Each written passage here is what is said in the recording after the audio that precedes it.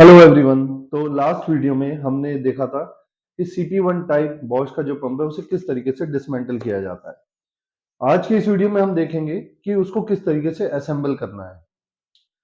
CP1 type जो pump है वो सबसे बेसिक पंप है, बहुत कॉमन पंप है। उसको हमने डिसमेंटल होते हुए देखा। अभी उसकी कुछ खामियां मैं आपको बता देता हूँ, उससे पहले मैं उसे असेंबल करूं। उसमें किस तरह की खामियां पैदा हो जाती हैं। पंप अच्छा है, पंप के अंदर नेचुरली जो बिल्ट उसकी क्वालिटी है उसमें कोई कमी नहीं है, बट गाड़ी चलने के बाद क्या इशू आते हैं वो हम देखेंगे। तो चलिए शुरू करें। ये देखो, सबसे पहले ये हमारे पास पंप की हाउसिंग है। पंप की जो हाउसिंग है इसके अंदर सभी एलिमेंट, ये एलिमेंट है यहाँ पे एक, दूसरा यहाँ पे फिट होगा और तीसरा जो है वो यहाँ पे फिट होगा। तो सबसे पहले तो जो इनलेट है, ये बिल्कुल जैसे ये पीतल की नॉब है, एक और पीतल की नॉब यहाँ पे लगी रहती है, उसे हमने निकाल रखा है। निकालने का एक रीजन है, क्योंकि ये एक बुश की तरह है, इसे कोई निकालेगा नहीं, देखो है ना। इसको निकालने की हम सोचेंगे भी नहीं इसको। अब है क्या, इसी तरीके का इनलेट में लगा रहता है तो उसे भी निकालने की नहीं सोचेंगे। इसके अंदर एक फिल्टर, एक छलनी की तरह एक स्ट्रेनर अंदर लगा रहता है, वो हमने निकाल लिया है। इसके अंदर लगा रहता है, बिल्कुल छोटी महीन उसमें जाली होती है। अब समय के साथ क्या होता है कि ऑब्वियसली यहाँ पे जो डीजल आ रहा है किसी एक रबर के पाइप से आ रहा है।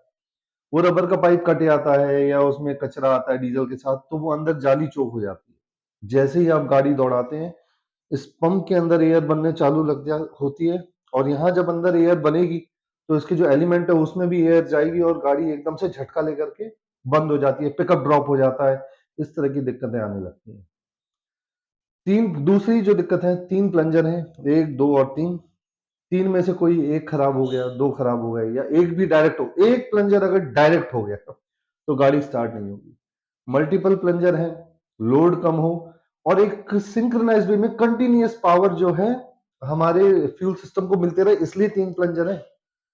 तीन प्लंजर का अब क्या है, एक प्लंजर मान लेते हैं अगर है इसमें केवल एक प्लंजर, तो उसकी जो फ्यूल देने की जो क्षमता है वो भी बढ़ा के उन्हें रखनी होगी।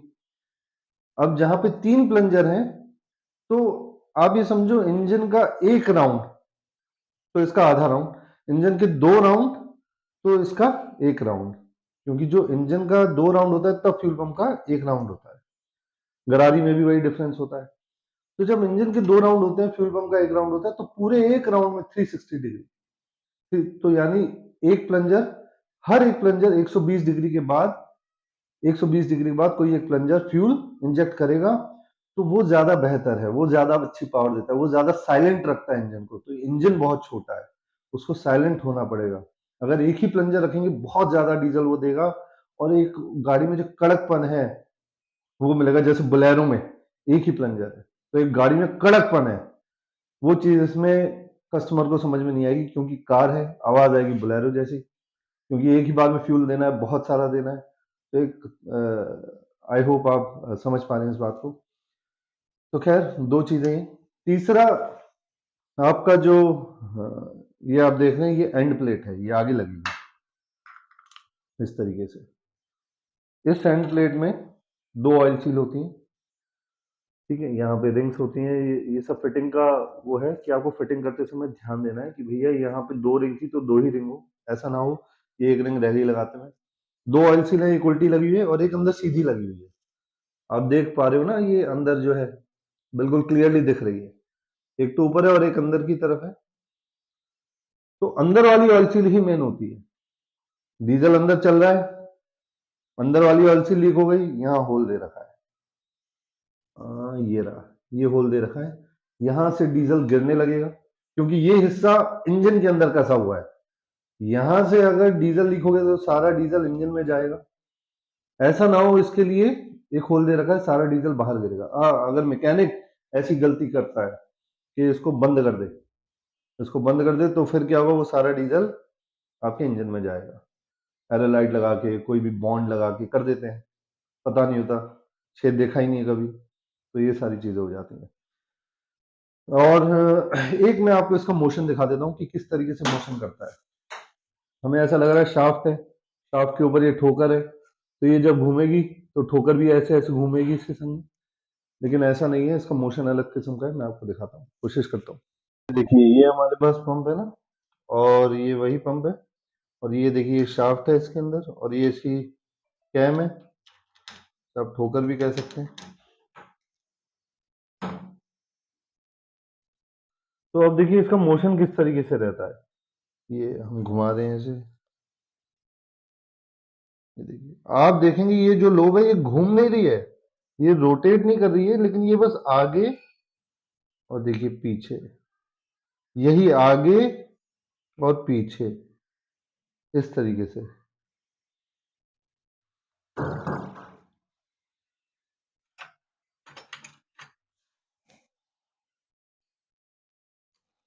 देखिए यही आगे और अब ये पीछे,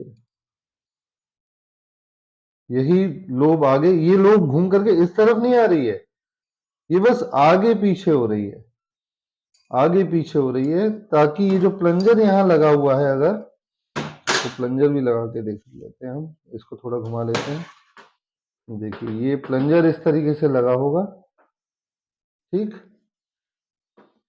देखिए इस तरीके से अगर लगा हुआ है प्लंजर, मैं कोशिश कर रहा हूँ मैं आपको बिल्कुल एग्जैक्ट चीज दिखाऊं, अब जितना हो सकता है देखते हैं।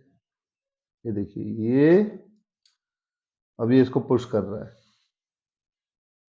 ऐसे, और हालांकि ये तो कसा हुआ होगा, लेकिन मोशन आगे पीछे का है। तो इस तरीके से हमारे अंदर, हमारे पंप के अंदर जो है वो मोशन बनता है, और इसकी फंक्शनिंग भी आई होप आपने समझ ली है। अब इसको फिटिंग स्टार्ट करते हैं जल्दी से जल्दी, और प्लंजर फिट करते समय एक बार प्लंजर को देखेंगे कि वो कैसे काम करता है। चलिए, तो सबसे पहले हमें फिट क्या करना है, सबसे पहले जो हमें फिट करना है, एक सेकेंड, सबसे पहले जो फिट करना है वो शाफ्ट को ही है। और हालांकि इसमें कटी हुई है हमारी जो ठोकर है, वो कटी हुई है, लेकिन ये सिर्फ ट्रेनिंग पर्पज से ही है, इसको हम गाड़ी में नहीं लगाने वाले। इस पंप के अंदर एक मीटरिंग यूनिट और है, मीटरिंग यूनिट के बारे में हम बाद में डिस्कस करेंगे, अभी हमने उसका रोल डिस्कस नहीं किया है, क्योंकि अभी तो कहानी बहुत लंबी चलेगी इसमें।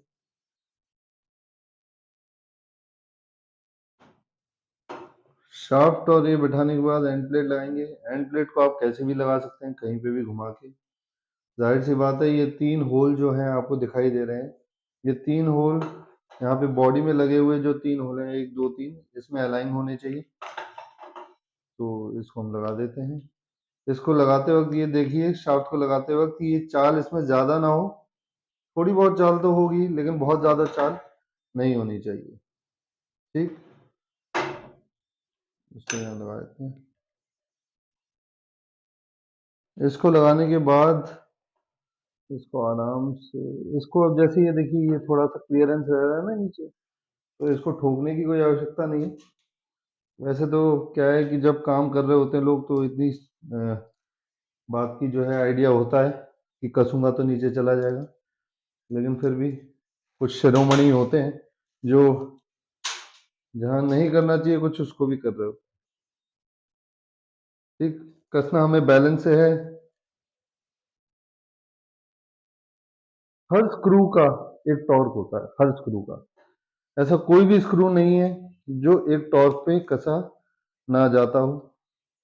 जैसे इस समय ये जो हम एंड प्लेट कस रहे हैं, इसका जो टॉर्क होता है वो 35 से 40 न्यूटन मीटर होता है, 35 से 40, ठीक। टॉर्क पे कसना बहुत अच्छा रहता है। हर जगह पे आप टॉर्क लगा भी नहीं सकते, क्योंकि लगा इसलिए नहीं सकते क्योंकि हमारे पास टूल नहीं है उस टॉर्क को लगाने के लिए। अब जैसे मेरे पास तो पेटी है पूरी टूल की, तो हम इसमें चाहें तो लगा सकते हैं, बिल्कुल। लेकिन ये सौभाग्य जो है हर वर्कशॉप में नहीं प्राप्त हो पाता है, तो ये खैर इस जगह पे टॉर्क लगाने की जो है आवश्यकता बहुत ज़्यादा नहीं है, मैं फ्रेंकली बोलूँगा। क्योंकि अच्छा, एक चीज और, क्या होता है कि एक टाइम के बाद इन चूड़ियों का भी दम जो है कमजोर हो जाता है। अब ये जैसे स्क्रू है, इसको मैं टाइट करूं, इसमें जो है थोड़ी पावर कम रह गई है, लेकिन अब अगर मैं इसे फुल टॉर्क से टाइट कर दूं तो हो सकता है वो स्लिप हो जाए, हो सकता है अंदर टूट जाए। तो इसलिए कुछ कुछ चीजों में तो कहते हैं ना, मैकेनिक अपने हिसाब से करेगा। तो ये कुछ ऐसी जगह है जहां पे एक अपने हिसाब से आप कर सकते हैं, लेकिन जहां हमारा हिसाब बिगड़ने लग जाए, जैसे हाई प्रेशर, जैसे प्लंजर है, अब इन प्लंजरों को अगर हम कसेंगे तो बिल्कुल एक्यूरेट टॉर्क पे कसना चाहिए हमें, 45 न्यूटन मीटर। प्लंजर की वर्किंग हमने देख ही ली थी। ये इसका वापसी है और ये इसका इन है। इसके अंदर जो है स्प्रिंग और बॉल, बॉल सीट। अगर ये प्लंजर काम करना छोड़ेगा, अच्छा यहाँ पे एक सवाल आता है, क्या हम टेबल पे इसे देख सकते हैं कि ये कैसे काम करता है? कई लोग क्या है, इसके अंदर डीजल भरेंगे और इसे चला के देखेंगे, फुचुक फुचुक ऐसे, और फिर देखेंगे यहाँ से डीजल आ रहा है तो प्लंजर मेरा सही है। भाई प्लंजर जो है, इस प्लंजर को लगभग लगभग 300 से 1450 बार का प्रेशर बनाना है।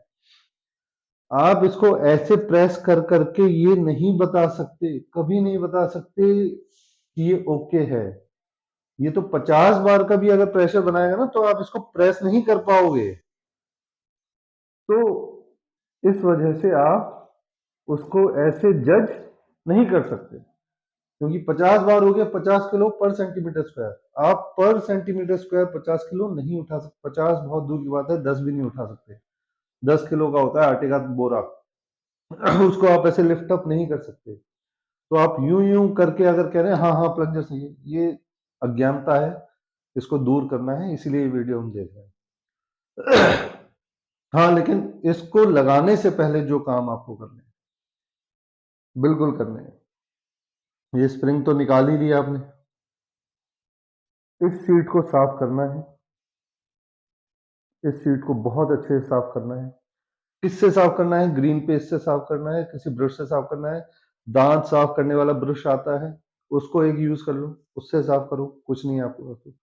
बॉल नहीं डालनी है, न्यू जेन्युइन किट आती है, किट में आती है। बॉल आपको नहीं डालनी है। स्टील की बॉल है, काली पड़ गई है, खराब हो गई है। स्टील की बॉल कभी टूटती नहीं है, दब जाती है। दबी हुई बॉल वो माइक्रोन के लेवल में दबती है, तो आपको कभी हाथ से महसूस नहीं होगा कि वो दब गई है।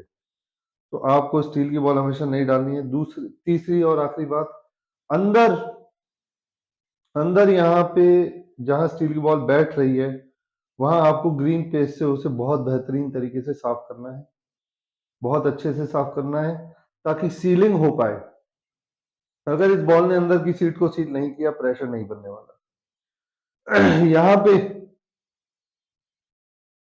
इसको निकालेंगे तो इसके अंदर भी एक बॉल है, स्प्रिंग है। ये बॉल और स्प्रिंग भी किट में आती है। सेम यही चीज आपको इससे साइज में थोड़ी छोटी है, सेम यही चीज इसमें भी करनी है। तो इस तरीके से आपको क्लीन करके आपको इसको लगाना है। अच्छा, अब बात ये आती है कि क्लीन किससे करें, अंदर जो ग्रीन पेस्ट है वो कैसे अप्लाई करें, क्योंकि ऊपर ऊपर की कोई चीज है तो अप्लाई करना आसान है। तो एक काम करेंगे उसके लिए, इस बॉल को किसी भी पिन में वेल्डिंग करा लेंगे। स्पेंडल की पिन में वेल्डिंग करा लो बहुत अच्छे से, पुरानी बॉल को करा लो, उसके ऊपर ग्रीन पेस्ट लगाओ और फिर उसे क्लीन करो। ठीक, इस तरीके से आप क्लीन कर सकते हैं। इसको डीजल में डाल के देखने की जरूरत नहीं है कि ये काम कर रहा है या नहीं, क्योंकि वो कभी पता लगेगा नहीं, कोई आइडिया भी नहीं लगेगा। क्योंकि जब पिचकारी भी आप होली पे ऐसे चलाते हो ना, एक प्रेशर बनता है। इसका ये मतलब नहीं है कि उस प्रेशर से गाड़ी चल जाएगी। बहुत ना के बराबर प्रेशर होता है जबकि। तो फिट, इसको जब इसमें फिट करें तो किस बात का ध्यान देना है? इसको जब इसमें फिट करेंगे तो ये ध्यान देना है हमें कि ये जो है ठोकर, ये ऊपर की तरफ आए। वो दिखाता हूँ, ये ठोकर है। अब अगर ये ठोकर ऐसे में आ गई और मैंने इस पे फिट कर दिया, तो फिर सारे प्लंजर फिट नहीं होंगे। प्लेन हिस्सा आना चाहिए और फिर उस प्लंजर को हम फिट करेंगे।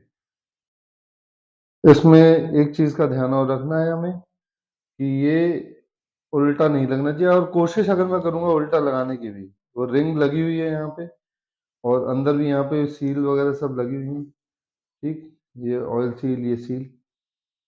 अब अगर मैं कोशिश भी करता हूँ उल्टा बैठाने की तो सेंटर आउट हो जाएंगे, तो यहीं के यहीं घुमा करके इसे दबा के बड़े आराम से मैं इसको बैठा दूंगा, तो ये कभी उल्टा लगेगा ही नहीं। ये चीज हमने यहाँ पे जान ली है ना, कि ये कभी उल्टा नहीं लगने वाला है।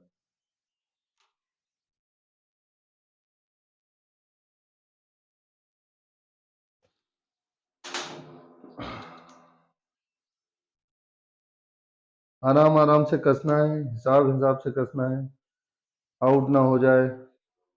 फिटिंग करते समय ध्यान रखें कि कुछ टूट ना जाए। एक टाइटपन आ जाता है हाथों में पहले ही, उससे मन की आवाज आ जाती है कि ये टूटने वाला है।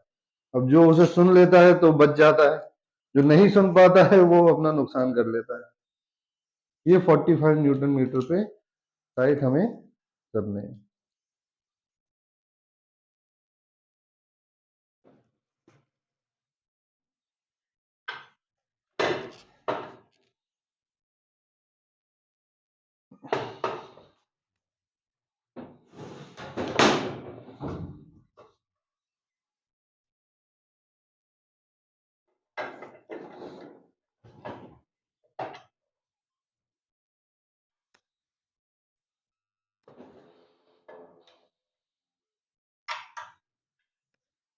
बड़ी सावधानी से इसे कसना होता है।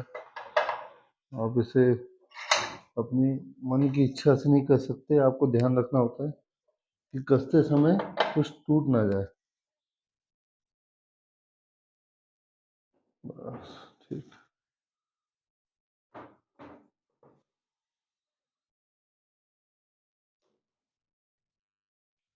इसी तरीके से दूसरा प्लंजर भी फिट करेंगे।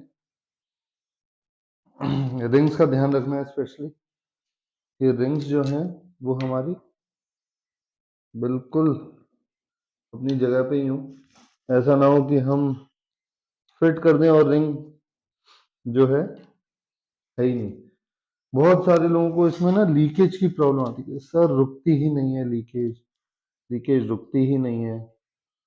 भाई एक तो सबसे बड़ी दिक्कत क्या है, चलन चल गया है। चलन किस चीज का चल गया है कि लूज में दे दो।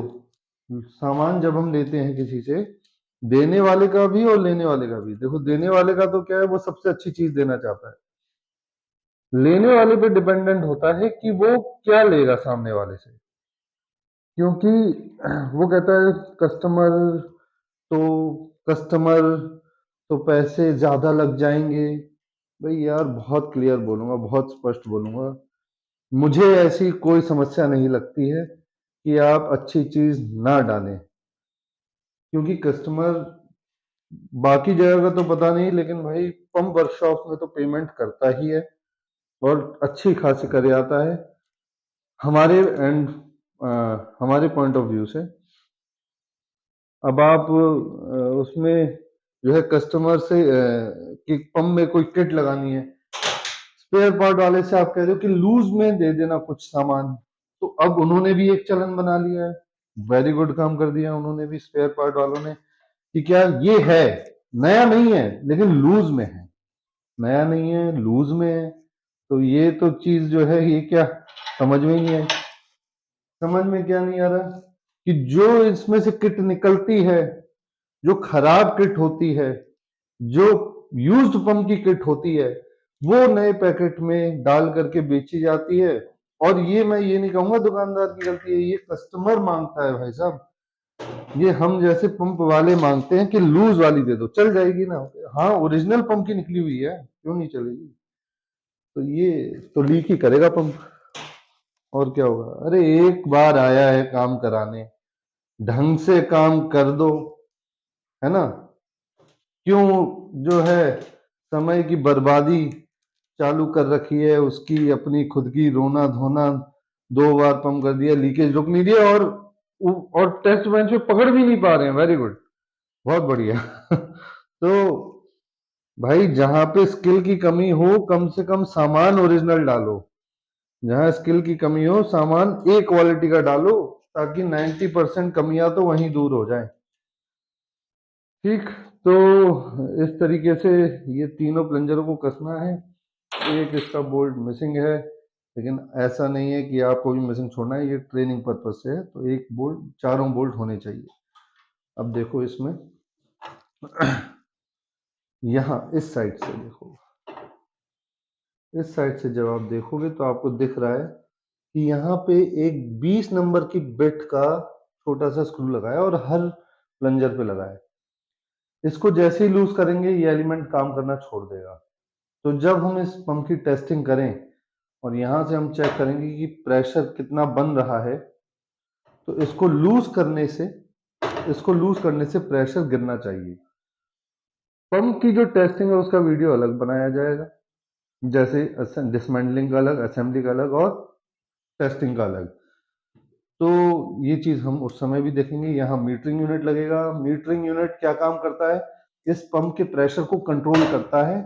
जो 300 से 1450 बार प्रेशर बनना है, तो कभी उसमें रिक्वायरमेंट होगी कि कम प्रेशर बने, कभी रिक्वायरमेंट होगी ज्यादा प्रेशर बने। तो मीटरिंग यूनिट का काम होता है उस प्रेशर को कम या ज्यादा करने का। ठीक, अब इसमें एक हमारा प्रेशर कंट्रोल वाल्व और लगाना रह गया है, वो भी लगा लेते हैं। प्रेशर कंट्रोल वाल्व यहाँ लगता है। प्रेशर कंट्रोल वाल्व क्या काम करता है भाई? प्रेशर कंट्रोल वाल्व इसमें ये काम करता है कि जो गाड़ी से, मोटर से, जो टैंक की मोटर है उससे जो डीजल आ रहा है उसको कॉन्स्टेंटली अंदर मेंटेन रखना, बॉडी में उसको अंदर कॉन्स्टेंटली मेंटेन रखना। जैसे अगर वो 4.5 बार है तो 4.5 बार को अंदर प्रॉपरली मेंटेन रखना। हर प्लंजर में जो सप्लाई आ रही है वो प्रॉपर उस प्रेशर पे जा रही है। ये काम होता है इस प्रेशर कंट्रोल वाल्व का। इसमें इसका मूवमेंट जरूर चेक करें, ये पिस्टन फ्री होना चाहिए बिल्कुल। ठीक, अब अगर ये पीछे रह गया, ये पिस्टन इसमें पीछे ही रह गया, तो भाई ये पंप प्रेशर नहीं बनाने वाला। 16 नंबर की चाबी से इसे फुल टाइट करना है।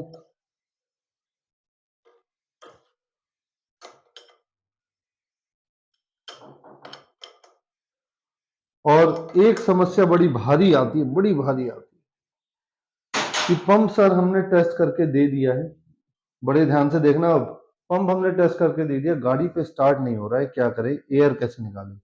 एयर निकालने का एक सिंपल तरीका है कि इसे लूज करो, डीजल निकलने दो, और फिर इसे निकलते डीजल में टाइट करो। चाबी ऑफ करके नहीं, ऑन में ही टाइट कर दो। दूसरा जो तरीका है, यहाँ आप देख रहे हो इस जगह पे ना, एक सेकंड, ये जगह पे ये 2.5 नंबर की एलन की का स्क्रू है। इसको खोलो, इसमें बॉल निकलेगी, बॉल को निकालो, उसे निकालो, एयर निकलने दो। इसको लूज करते ही डीजल निकलने लगेगा, और निकलते निकलते उसे टाइट कर दो, सारी एयर निकल जाएगी, गाड़ी स्टार्ट हो जाएगी। इसे खोल के दिखाता हूँ मैं आपको। 2.5 नंबर की एलन की लेनी है। 2.5 नंबर की एलन की मेरे पास तो है, मेरे किट में थी, मैंने यूज कर ली। अभी नहीं है तो कई लोगों के पास तो इतना दूरी होती है कि एक दिन इस 2.5 नंबर के एलन की का इंतजार करेंगे, दूसरे दिन उसे लगा के देखेंगे नहीं काम कर रही, तीसरे दिन जो है कहेंगे भैया दूसरी भेजो, तो इतने दिन में तो 3 दिन निकल गए। तो ये तो खैर दूसरी जगह यूज कर रहे हैं, कुछ मेन मेन जगहों पे भी ऐसे स्पेशल टूल यूज करने पड़ते। तो ये एक दो 2.5 नंबर की एलन की से स्क्रू निकल गया। अब इसके अंदर है एक बॉल, तो उसे भी निकाल लेते हैं। ये देखो, ये बॉल निकली इसके अंदर से। तो अब यहाँ पे देखो, एक चीज, कितना भी अभ्यास कर लो कुछ ना कुछ नया सीखने को मिल सकता है। इसको डालेंगे वापस, इसको कस देते हैं।